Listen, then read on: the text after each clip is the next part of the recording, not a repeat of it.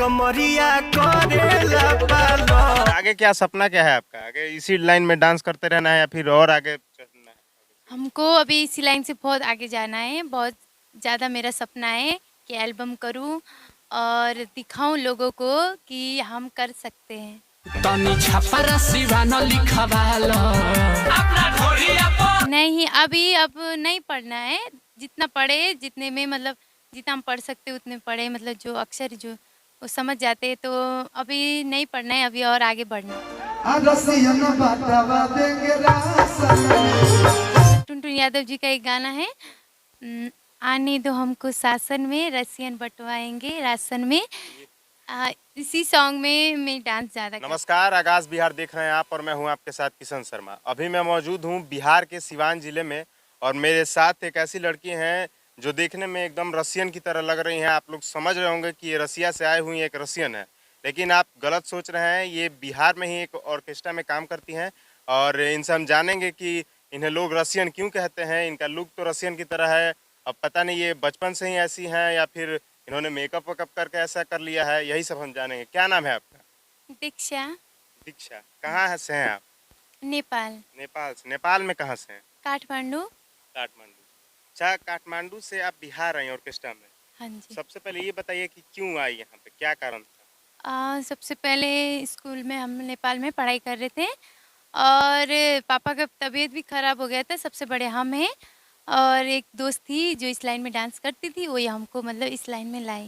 तो मतलब घर का कोई मजबूरी था इसीलिए यहाँ पे आई? जी, वही मजबूरी। मेरे पापा मतलब बीमार थे और पैसे का बहुत कमी भी था, तो वही मेरी एक दोस्त थी ऑर्केस्ट्रा लाइन की, वही हमको फुसलाई कि चलो शूटिंग करना है, एल्बम करना है बोल के। ये ऑर्केस्ट्रा लाइन के बारे में हमको नहीं बताई, झूठ बोल के, इस एक हिसाब से वो झूठ बोल के मुझे इस लाइन में लाई है। अच्छा, तो आपने पढ़ाई कहाँ तक की है? हम पढ़ाई ज़्यादा नहीं, 10 तक किए हैं। 10वीं तक पढ़ाई किया है। आगे पढ़ने का विचार है? क्योंकि कमाई तो बहुत हो रहा होगा, अभी आप वायरल हो गई हैं पूरे बिहार में। नहीं, अभी अब नहीं पढ़ना है। जितना पढ़े, जितने में मतलब जितना हम पढ़ सकते उतने पढ़े, मतलब जो अक्षर जो वो समझ जाते हैं, तो अभी नहीं पढ़ना है, अभी और आगे बढ़ना तो है। जिंदगी जीने के लिए जितनी पढ़ाई जरूरी है उतना आपने कर लिया। हाँ जी। अच्छा, आप रसियन की तरह दिखती हैं, क्या राज क्या है इसके पीछे का? रसियन की तरह नहीं दिखते हैं, मतलब पहले मेरे ब्लैक हेयर थे, अब मैंने गोल्डन किए हैं। अच्छा, हाँ, वही तो जब से हम गोल्डन किए तब से हमको रसियन पब्लिक लुक्स से नाम जानते। क्योंकि आप गोरी हैं और ब्राउन कलर के अगर हेयर स्टाइल रखेंगी गो- तो लोग समझेंगे ही कि आप रसियन हैं। हाँ, वो बात है, बट हमको नहीं पता था कि रसियन बोला जाता है। अब इस नाम से अब फेमस हो गए, तो अब हम नहीं चाहते कि हम मतलब ब्लैक हेयर करें, बट गोरे हम ऐसे ही है क्योंकि मेरी मम्मी का दिन है जो। अच्छा, हाँ।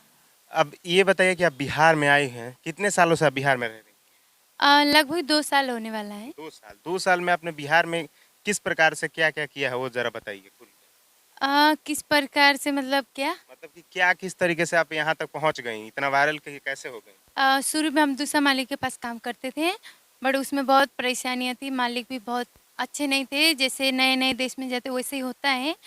उसमें हमने बहुत दुःख झेले, अभी जस्ट बढ़िया है। मतलब ऑर्केस्ट्रा वाली जो भी लड़की होती हैं उनको किस प्रकार का दुख झेलना होता है?